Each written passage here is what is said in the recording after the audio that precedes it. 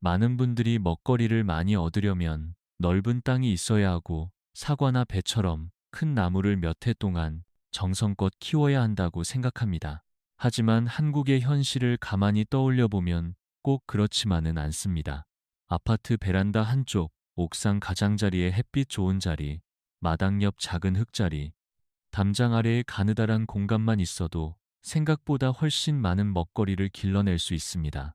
오히려 중요한 것은 땅의 크기가 아니라 어떤 작물을 고르느냐, 계절에 맞게 어떻게 이어가느냐, 그리고 작은 공간을 얼마나 똑똑하게 쓰느냐에 달려 있습니다.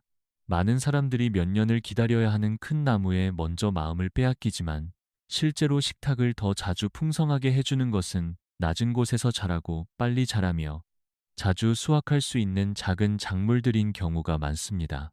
봄에는 서늘한 날씨를 좋아하는 작물이 먼저 움직이고, 여름에는 더위를 견디는 작물이 빈자리를 메우며, 가을에는 다시 잎채소와 늦은 수확이 이어집니다. 이렇게 계절을 따라 이어지는 작물의 흐름을 만들면 넓은 과수원이 없어도 집 가까운 곳에서 꾸준히 먹거리를 얻는 생활이 가능해집니다. 경기도 외곽에 사는 69살 영호 씨도 처음에는 큰 나무 한 그루를 심어야 제대로 농사를 시작하는 것 같다고 생각했습니다. 하지만 실제로 생활을 바꾼 것은 작은 화분 몇 개와 좁은 텃밭 한 줄이었습니다. 상추를 조금씩 뜯어먹고 방울토마토가 익는 것을 기다리고 쪽파를 자른 뒤 다시 올라오는 모습을 보면서 그는 넓은 땅보다 꾸준히 손이 닿는 작은 공간이 더 든든할 수 있다는 사실을 알게 되었습니다.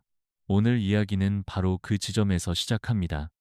크고 화려한 나무보다 훨씬 조용하지만 더 자주 우리 식탁에 닿는 작물들, 한국의 계절과 생활 방식에 맞게 작은 공간에서도 놀랄 만큼 넉넉한 수확을 안겨주는 작물들을 하나씩 함께 살펴보겠습니다.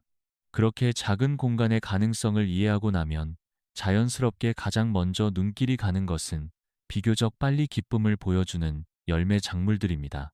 그 중에서도 한국의 생활에 가장 가깝게 들어올 수 있는 것은 역시 딸기입니다. 딸기는 크고 무거운 나무를 기다릴 필요가 없습니다. 햇빛이 잘 드는 베란다나 마당 가장자리, 깊이가 있는 화분 몇 개만 있어도 생각보다 훨씬 다정한 보답을 해줍니다.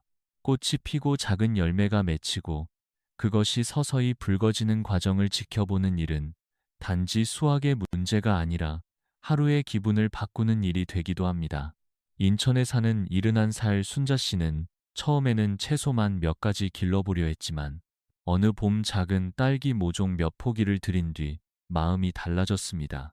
아침에 창문을 열 때마다 붉게 익어가는 열매가 보였고 많이는 아니어도 며칠에 한 번씩 손수 딴 딸기를 식탁에 올릴 수 있다는 사실이 생활을 훨씬 풍성하게 느끼게 했습니다. 여기에 블루베리까지 더해지면 이야기는 한층 단단해집니다. 블루베리는 딸기처럼 빠르게 달려오지는 않지만 시간을 들일수록 믿음직한 작물이 됩니다. 흙의 성질을 조금 맞춰주고 너무 조급해하지 않고 기다리면 해마다 조금씩 더 많은 열매를 안겨주기 때문입니다. 특히 한국에서는 마당이 넓지 않아도 큰 화분으로 키울 수 있어 오래 두고 함께 가는 작물로 잘 어울립니다.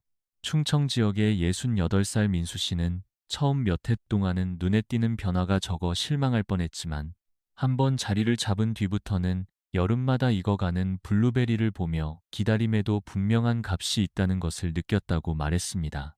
그리고 이런 익숙한 열매들 사이에 조금 덜 알려진 아로니아 같은 작물을 한두 그루 곁들이면 작은 정원은 더 깊은 표정을 갖게 됩니다. 누구나 처음부터 많은 것을 심을 필요는 없습니다. 다만 딸기처럼 가까이에서 바로 기쁨을 주는 작물 하나, 블루베리처럼 시간을 들일수록 든든해지는 작물 하나만 곁에 두어도 작은 공간은 어느새 단순한 빈자리가 아니라 계절마다 열매를 건네는 살아있는 자리로 바뀌기 시작합니다. 이렇게 열매 맺는 작은 작물들이 가까운 기쁨을 보여준다면 그 다음에는 같은 면적을 전혀 다르게 쓰게 해주는 작물들을 떠올리게 됩니다. 바로 위로 올라가며 자라는 덩굴 작물들입니다. 땅이 넓지 않은 한국의 집에서는 옆으로 퍼지는 재배보다 세로 공간을 살리는 방식이 훨씬 현실적일 때가 많습니다. 담장 옆에 가는 지주를 세우고 옥상 한쪽에 망을 걸고 햇빛 드는 벽면 앞에 작은 지지대를 두기만 해도 평범한 공간이 갑자기 풍성한 먹거리를 길러내는 자리로 바뀝니다. 강낭콩이나 넝쿨콩 같은 덩굴콩은 그 대표적인 예입니다. 처음에는 가느다란 줄기처럼 보이지만 한번 올라가기 시작하면 생각보다 빠르게 공간을 채우고 손이 닿을 때마다 계속 열매를 내어줍니다.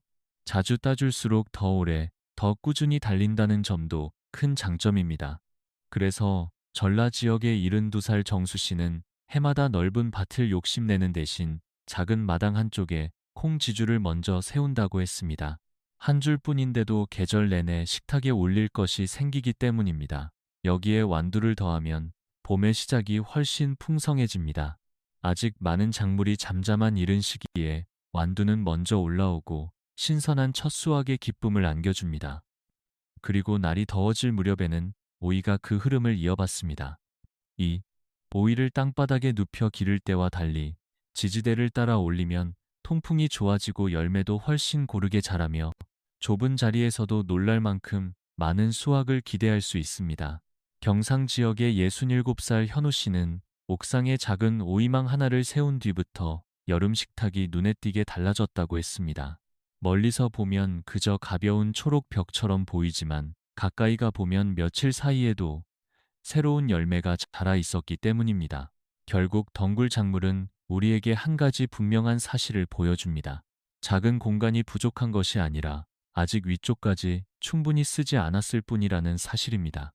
이렇게 새로 공간을 살리는 작물들의 힘을 보고 나면 어느 순간 사람의 마음은 다시 한번 아주 친근한 한 가지 식물로 돌아가게 됩니다. 바로 방울토마토입니다. 사실 작은 공간에서 얻는 만족감만 놓고 보면 방울토마토만큼 눈에 띄게 보답하는 작물도 드뭅니다. 처음에는 연약한 모종 하나로 시작하지만 햇빛이 충분하고 물과 흙의 상태가 안정되면 어느새 줄기는 단단해지고 잎은 무성해지며 초록 열매가 하나둘 맺히기 시작합니다. 그러다가 어느 날부터는 그 열매들이 천천히 색을 바꾸며 매일 다른 표정을 보여줍니다. 그래서 방울토마토는 단순히 많이 열리는 작물이라는 말만으로는 다 설명되지 않습니다. 이 작물은 수확의 양뿐 아니라 기다리는 시간 자체를 즐겁게 바꾸는 힘을 가지고 있습니다. 서울 근교에 사는 73살 미경 씨 부부도 처음에는 상추와 쪽파처럼 바로바로 쓰는 작물 위주로만 길렀지만 어느 해 큰 화분 2개의 방울토마토를 심은 뒤부터 여름의 분위기가 완전히 달라졌다고 했습니다. 아침에 창문을 열면 어제보다 조금 더 붉어진 열매가 보였고 저녁에 물을 주며 살펴보면 새로 맺힌 작은 초록 구슬들이 또 눈에 들어왔습니다. 그렇게 하루하루 달라지는 모습을 지켜보다가 어느 순간 손바닥 가득 토마토를 따게 되면 그 기쁨은 장을 보고 돌아오는 것과는 전혀 다른 성질의 것이 됩니다. 더 좋은 점은 방울토마토가 꼭 넓은 땅을 요구하지 않는다는 사실입니다. 깊이 있는 화분 하나와 튼튼한 지지대, 햇빛이 머무는 자리만 있으면 베란다와 옥상에서도 충분히 도전할 수 있습니다. 게다가 한번 수확이 시작되면 한동안은 거의 매일 작은 선물을 건네듯 열매를 내어줍니다. 그래서 방울토마토는 작은 정원을 꾸리는 사람에게 단순한 채소가 아니라 내가 돌본 시간이 눈에 보이는 결과로 돌아온다는 확신을 가장 선명하게 보여주는 존재가 됩니다. 앞에서 살펴본 딸기와 블루베리가 계절의 기대를 키워주고 덩굴 작물들이 공간의 쓰임을 넓혀주었다면 방울토마토는 그 사이에서 생활의 리듬 자체를 바꾸어 놓습니다. 멀리 나가지 않아도 집 가까이에서 여름의 맛을 조금씩 거둘 수 있다는 사실, 바로 그 소박하고도 분명한 기쁨을 알려주기 때문입니다. 이렇게 방울토마토처럼 눈에 보이는 열매의 기쁨을 경험하고 나면 사람의 마음은 자연스럽게 매일의 식탁을 더 직접적으로 받쳐주는 작물들로 옮겨갑니다. 그 중심에 있는 것이 바로 잎채소입니다. 화려하게 보이지는 않아도 실제로 가장 자주 손이 가고 가장 꾸준히 식탁을 바꾸는 것은 이런 작물들입니다. 그 중에서도 잘라 먹고 다시 자라나는 상추는 작은 공간에서 얻을 수 있는 가장 빠른 보답 가운데 하나입니다. 씨를 뿌리고 얼마 지나지 않아 연한 잎을 하나둘 따기 시작할 수 있고 바깥쪽 잎부터 차분히 수확하면 같은 포기에서 다시 새로운 잎이 올라옵니다. 그래서 상추는 한번 크게 거두는 작물이 아니라 생활 속에서 조금씩 이어지는 수확의 리듬을 만들어주는 작물입니다. 특히 한국의 식생활에서는 쌈채소의 쓰임이 매우 자연스럽기 때문에 상추 한 상자만 잘 길러도 밥상 가까이에 늘 신선한 초록이 머무는 느낌을 받을 수 있습니다. 여기에 케일이 더해지면 정원의 시간은 훨씬 길어집니다. 케일은 겉으로는 단단하고 느려 보이지만 바깥잎을 따고 가운데를 남겨두면 묵묵하게 계속 자라며 긴 계절을 견뎌냅니다. 더위가 조금 물러난 뒤에도 버티는 힘이 좋고 서늘한 기운이 돌기 시작하면 오히려 더 믿음직스럽게 느껴질 때가 많습니다. 경기 지역의 71살 영수 씨는 처음에는 케일이 너무 낯설고 질길 것 같아 망설였지만 몇 포기를 심어두고 바깥잎만 조금씩 따먹다 보니 생각보다 오래 수확할 수 있어 오히려 가장 아끼는 작물이 되었다고 했습니다. 그리고 근대는 이 두 작물 사이를 부드럽게 이어줍니다. 상추처럼 자주 뜯어 먹을 수 있으면서도 한여름의 열기 속에서도 비교적 안정적으로 버티고 줄기와 잎이 함께 자라 작은 텃밭에 넉넉한 느낌을 더해줍니다. 눈에 잘 띄는 색감 덕분에 정원이 환해 보인다는 장점도 있지만 더 중요한 것은 한 포기 한 포기가 생각보다 오래 식탁에 기여한다는 사실입니다. 결국 상추와 케일, 근대는 모두 같은 이야기를 들려줍니다. 작은 정원에서 진짜 든든한 힘은 한 번에 많은 수확을 올리는 데만 있지 않고 필요할 때마다 조금씩 꺼내 쓸 수 있는 지속성에 있다는 것입니다. 앞에서 살펴본 열매 작물들이 계절의 설렘을 키워주었다면 이 잎채소들은 그 설렘을 실제 생활의 안정감으로 바꾸어 줍니다. 오늘 저녁 한 끼를 위해 밖으로 나가 몇 장의 잎을 따올 수 있다는 것. 바로 그런 평범한 장면이 작은 공간을 가장 값지게 만들어 줍니다. 이렇게 잎채소의 든든함까지 이해하고 나면 작은 정원을 오래 이어가는 데서 정말 중요한 것이 무엇인지 조금 더 분명해집니다. 잘 자라는 작물 하나를 고르는 것만으로는 충분하지 않고 계절과 계절 사이에 비는 자리를 어떻게 메우느냐가 훨씬 중요하다는 사실입니다. 한국의 여름은 생각보다 만만하지 않습니다. 봄에 잘 자라던 잎채소가 갑자기 힘을 잃고 장마와 더위가 이어지면서 텃밭이 잠시 쉬어가는 듯한 느낌을 주는 때가 있습니다. 바로 그 순간에 말라바르 시금치 같은 작물의 가치가 드러납니다. 이 식물은 이름 때문에 흔한 시금치와 비슷할 것이라 생각하기 쉽지만 실제로는 더위를 견디는 힘이 훨씬 좋고 더운 날씨가 이어질수록 오히려 생기가 살아나는 편입니다. 그래서 봄 작물이 지나간 뒤와 가을 작물이 본격적으로 올라오기 전까지 잠깐 비어버리기 쉬운 여름 한가운데를 조용히 이어주는 역할을 합니다. 충청 지역의 69살 순호 씨는 몇 해 동안 봄 상추와 가을 채소 사이의 공백이 늘 아쉽다고 느꼈는데 어느 해 말라바르 시금치를 심고 나서 그 흐름이 달라졌다고 했습니다. 다른 잎채소가 지쳐가는 시기에도 줄기를 뻗고 잎을 넉넉하게 내어주니 텃밭이 갑자기 비어 보이지 않았기 때문입니다. 이런 경험은 우리에게 중요한 감각 하나를 알려줍니다.